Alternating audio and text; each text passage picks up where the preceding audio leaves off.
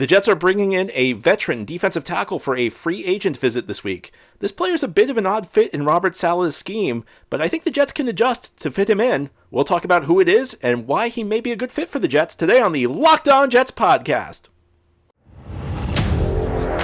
You are Locked On Jets, your daily New York Jets podcast.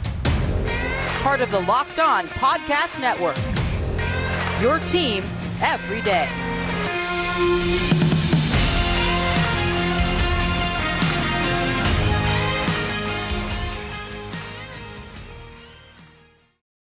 Welcome, this is the Locked On Jets podcast, part of the Locked On Podcast Network, your team every day. It's Tuesday, April 4th, 2023, and I'm your host, John B. from GanggreenNation.com. Subscribe to this podcast on YouTube or wherever you get your podcasts for free so you'll get the latest episode as soon as it's posted. If you enjoy the show and are listening on a podcast source, please give it a 5-star review, and if you're watching on YouTube, please give this episode a big thumbs up.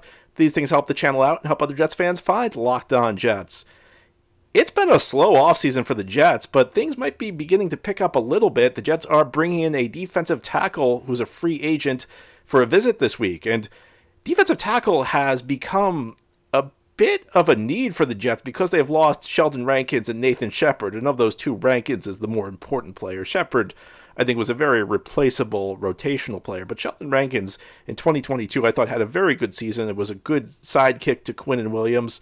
The Jets, of course, have tried to address the defensive tackle position at earlier points in the offseason. They apparently were very much in on Fletcher Cox, the Eagles' star defensive tackle. In fact, the word is that the Jets actually offered Cox more money than the Eagles did, but Cox, spent his entire career in Philadelphia. He's become an icon with the Eagles franchise.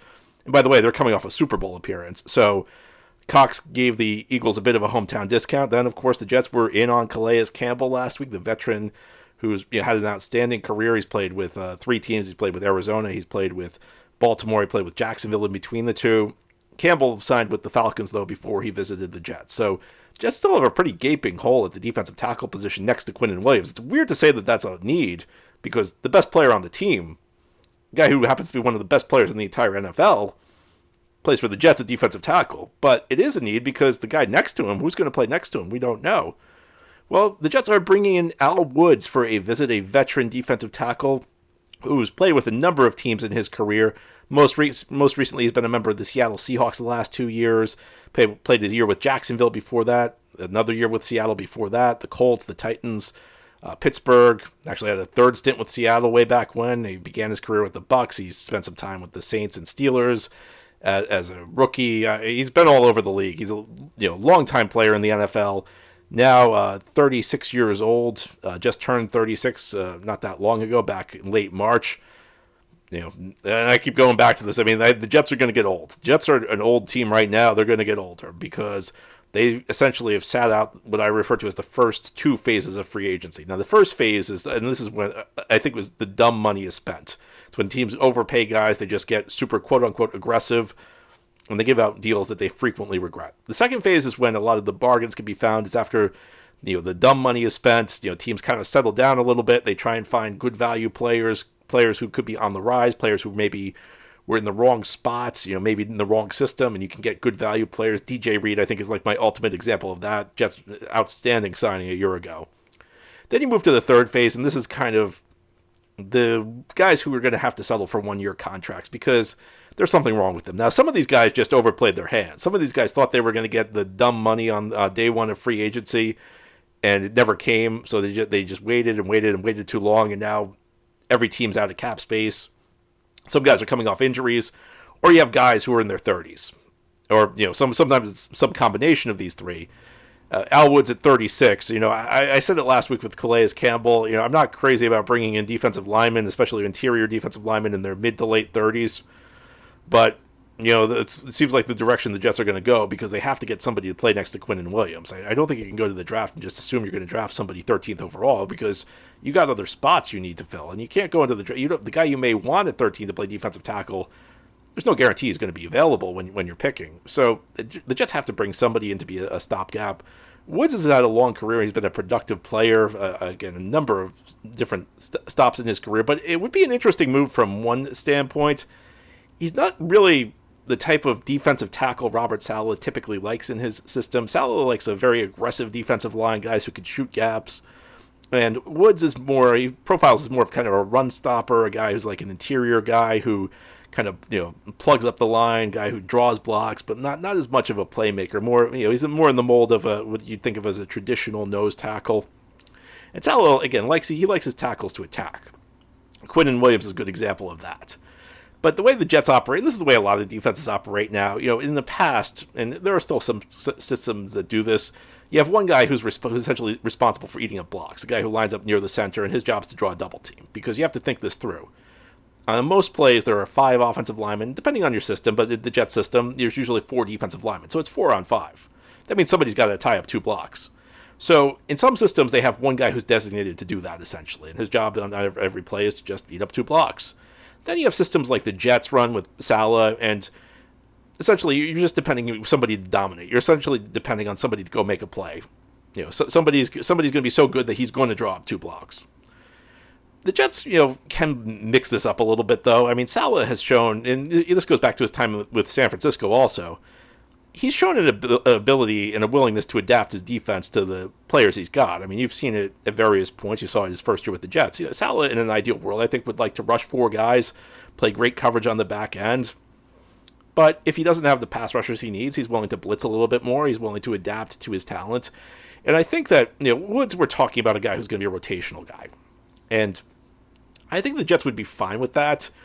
And I think the Jets, it's easy enough to adapt your system to something like this, because essentially what you're doing is you'd be putting Woods in the position where he'd be the guy that draw up a couple of blocks, and maybe it would even help out the run defense, because one of the disadvantages to the way the Jets play defense is, you can be a little exposed to the run game if you don't have a big guy up there taking up space.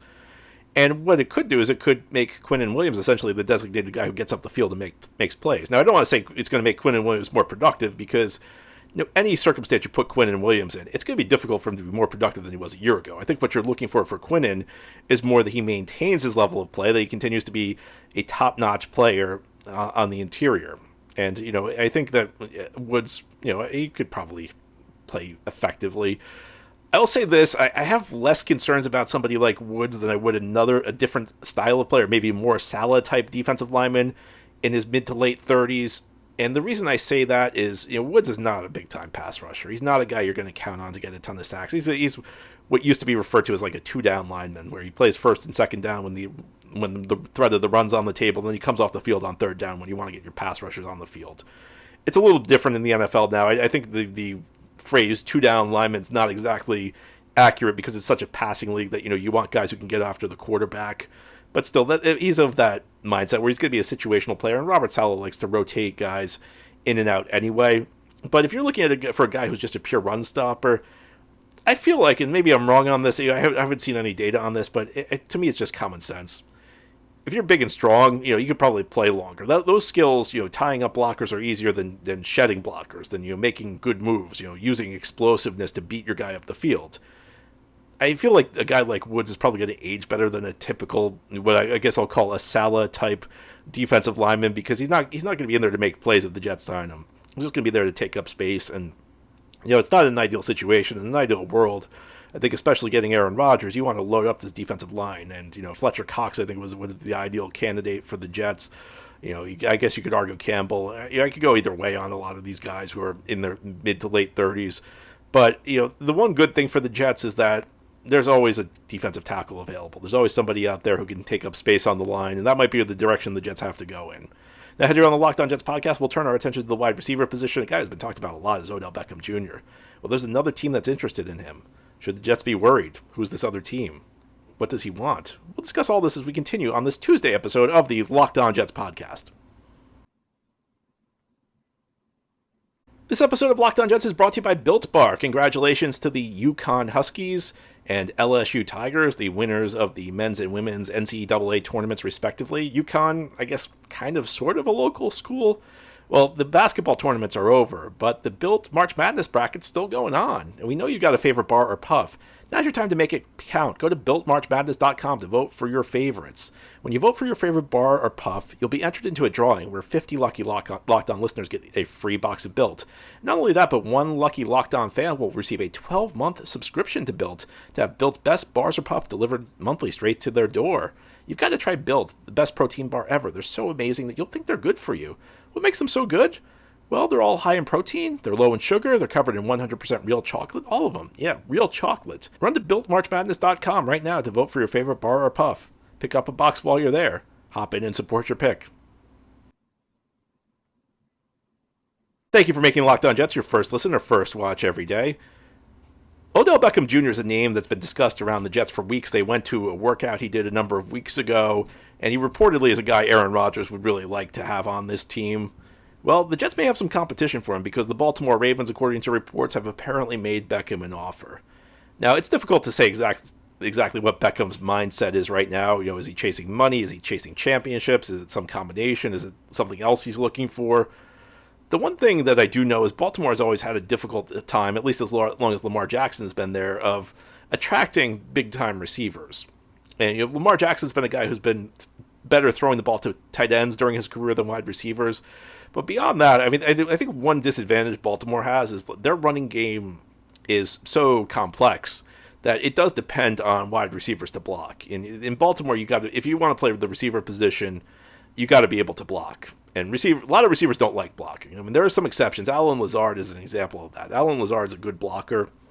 In fact, I think the Jets are going to play Allen Lazard in the slot in part because of his ability to block. He's a guy people say he was a big part of the Green Bay run offense. I think you can go overboard with that. I don't think there's ever a receiver who's an integral part of a rushing attack, but it can help. It certainly can help. I don't know if Beckham's ever been a guy who's loved to block, so it'll be an interesting thing. Maybe Baltimore offers him the most money, but Beckham has indicated that his target price is around $15 million a year. So should the Jets pay him that? It's a tough call because I think there's a very good chance Beckham ends up being worth far less than $15 million a year.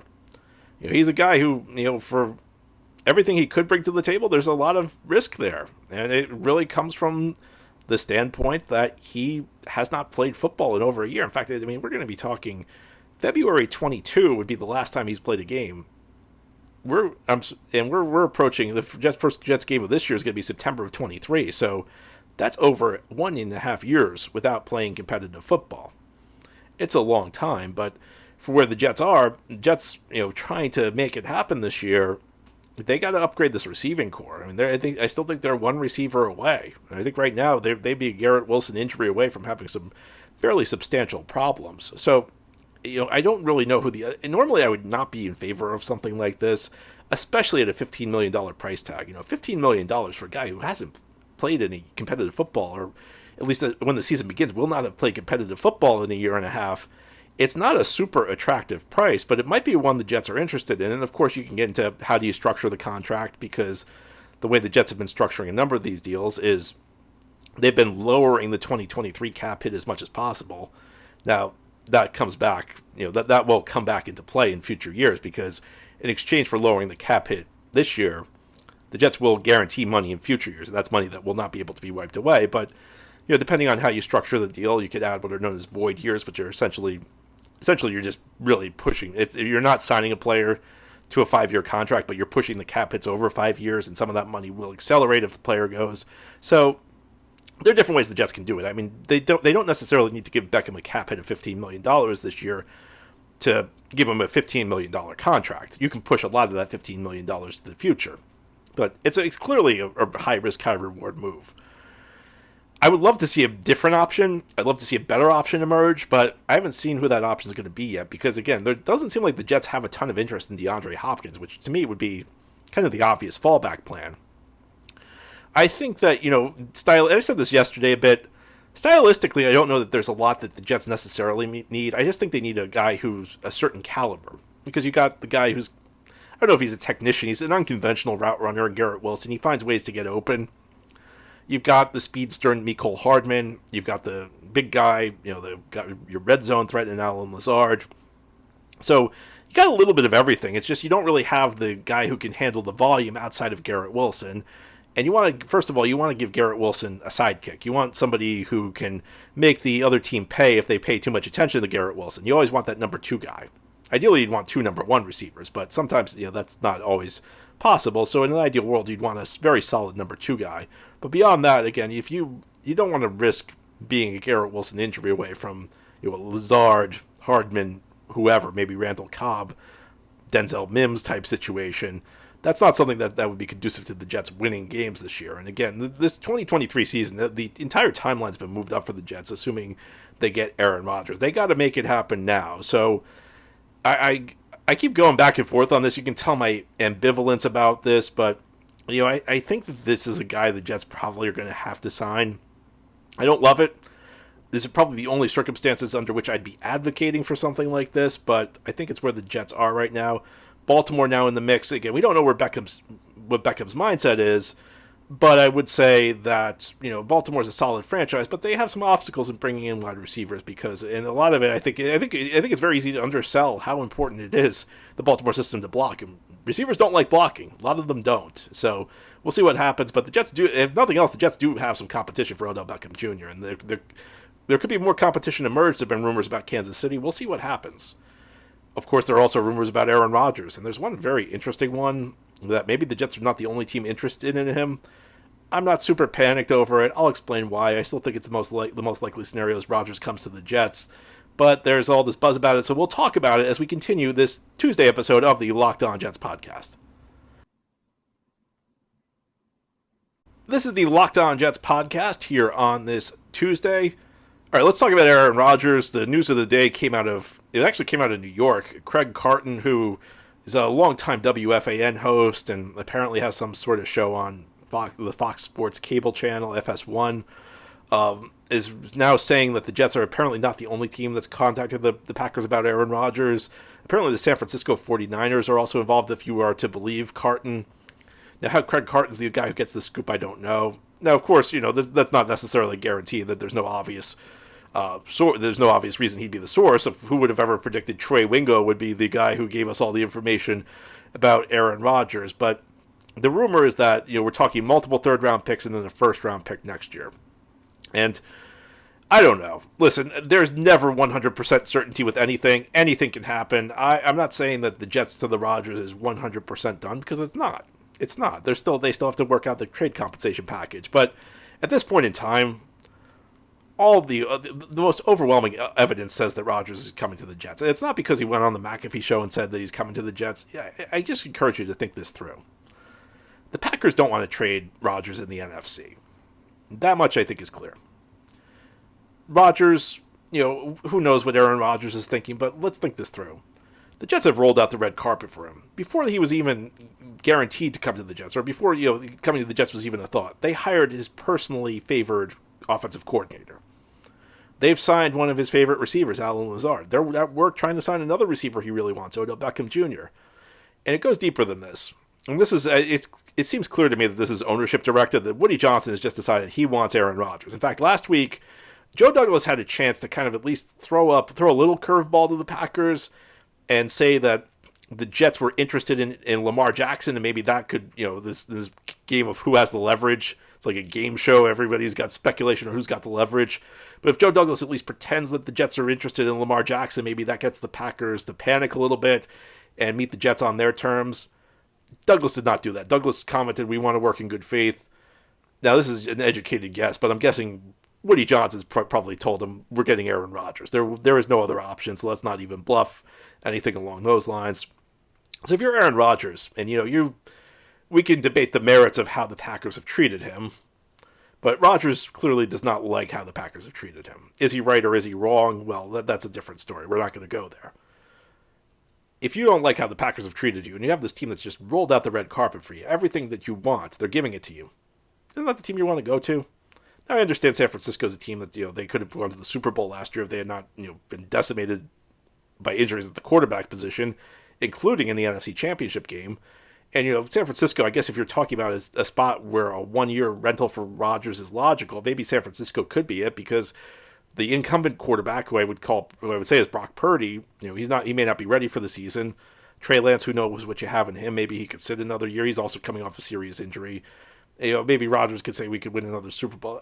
I don't know, but what I will say is we're really far down the line right now. And I think all signs continue to point to the Jets eventually getting Rodgers. Beyond that, if you're the Packers, I don't know that there's any ties between Carton and Green Bay, but if you're the Packers, isn't this the kind of story the Packers would leak if they were trying to get the Jets to panic? Again, nothing's 100% certain ever, and I will never guarantee anything. But until I hear more, this is not the type of thing where I think anybody needs to panic. It's not the type of thing where it seems remotely likely that he goes anywhere other than the Jets. Again, that could change. It could change tomorrow, but based on what we have right now, and that's all we can go. All we can go on is the evidence we have right now. Some small report, some rumor. I need to see more. Anyway, that's all for today's episode. This has been the Locked On Jets podcast, part of the Locked On Podcast Network.